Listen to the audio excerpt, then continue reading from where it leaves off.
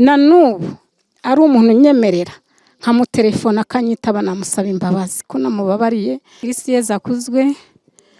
Nitwa Nyirandikubwimana Marceline, nkaba naraje inaha mu karere ka Burera ariko nterutse mu karere ka Nyagatare.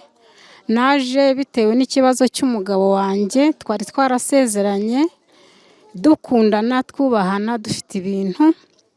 Umugabo wanjye aja mu nshoreke z'abagore, bituma abagore bamutwara bamutesha urugo, agenda arimo keredi kubera ko twasezeranye imbere y'Imana n'imbere y'amategeko.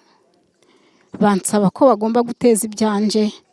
Ndangije ngaruka inaha aho mvuka mu karere ka Burera, birakomeza mbaho nabi. Naje mu kwa kane, icyo gihe inzira y'umusaraba nayinyuzemo kenshi. Ngeze ahantu abana babona narasize kwa mama aho bari batuye, abana nabo banga kunyakira kubera imitungo.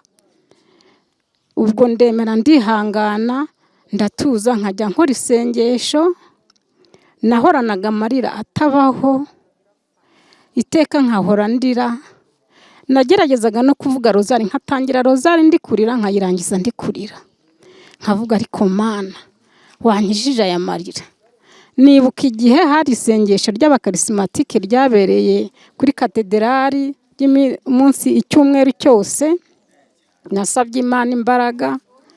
Iryo sengesho nagiyeyo, aribwo bampaye umuntu wo kuntega amatwi, antega amatwi.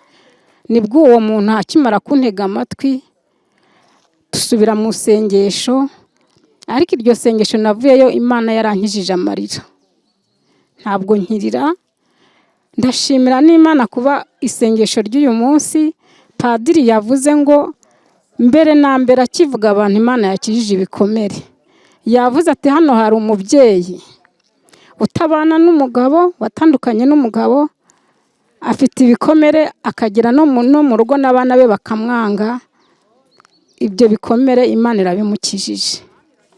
Ndashimira Imana kuba abo bana nabo narabyaye narasize kwa mama.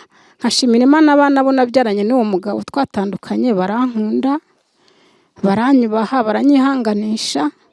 Nkashimira Imana yampaye kugira ngo mbabarire umugabo wanjye. Umugabo wanjye nta kibazo twari dufitanye, twari dukundanye, anaremera, yarari umudiva, tunarasezerana. Ariko umwanzi Satani aranga guta urugo rwacu tuza gutandukana. None ndashima Imana kuba ibyo bikomere yabinyije nkamubabarira.